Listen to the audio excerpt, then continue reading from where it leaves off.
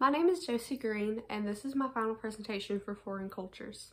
I did my project on the topic of the culture of Middle Eastern women, and it was really fun to deep dive into the culture of these women, just to see the reality of it, because I feel like us as Westerners and as Americans especially, we have a lot of stereotypes and preconceived notions about how these people really live, and while some of it is true, the reality of it all is a lot different than we may think. So I did a poster, Cultures of Middle Eastern Women, and I would like to start with what constitutes the Middle East.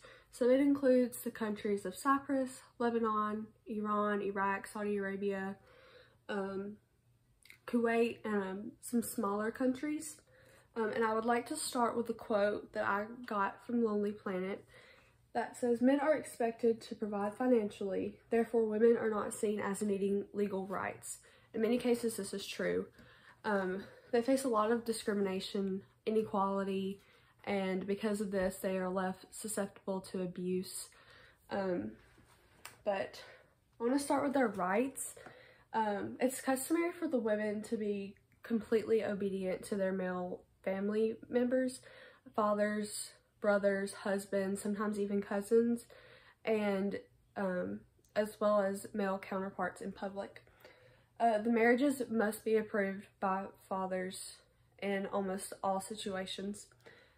Some women are kept from the public completely and are solely responsible for household duties, while others work low-wage jobs, which of course they face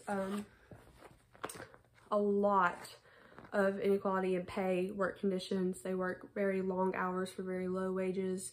They're taken advantage of, but nevertheless, they do work a job. And in urban areas, women may pursue education and careers in professional fields.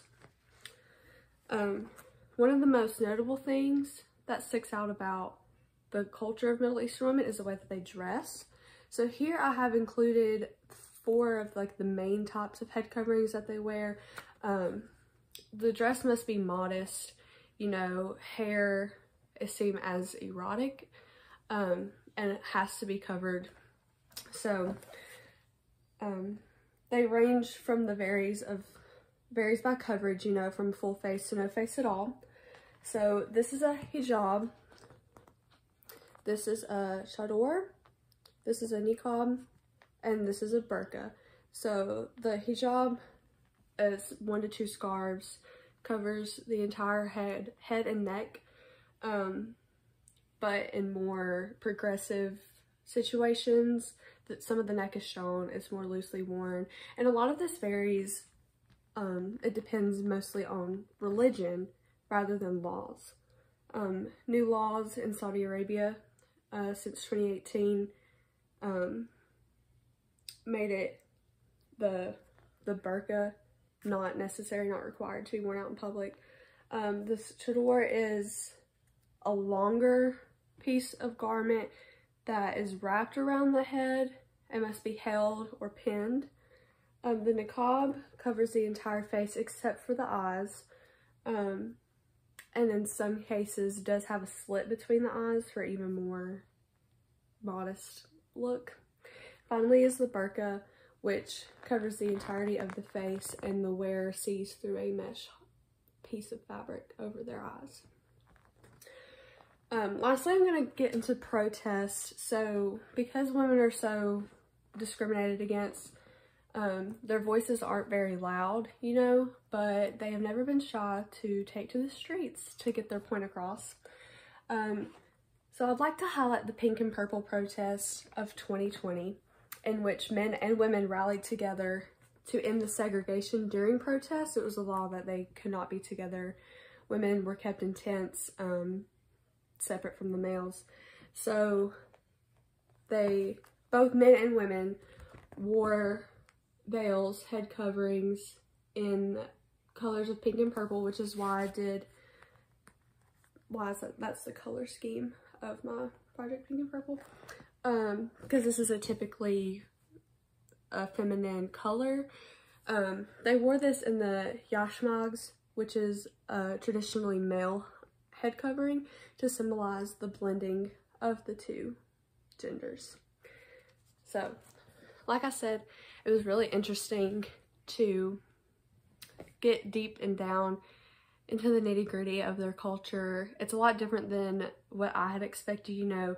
I feel like it's a very common viewpoint of Westerners, again, to think that they have no rights, they can't do anything, they stay at home, they take care of the kids, but a lot of countries are becoming more and more progressive and giving women rights. In 2018, under this new rule, like I mentioned earlier, they were given the right to drive, which Saudi Arabia was the only country in the world to ban women from driving. So this was revolutionary for the lives of women, you know, getting freedom.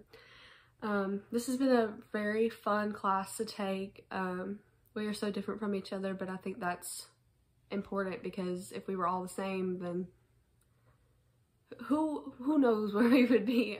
But I think intermixing with other cultures and being more aware of how they live and how they go about their lives and their customs and things of going about really enriches the lives of everyone else around us, you know, being objective, being understanding.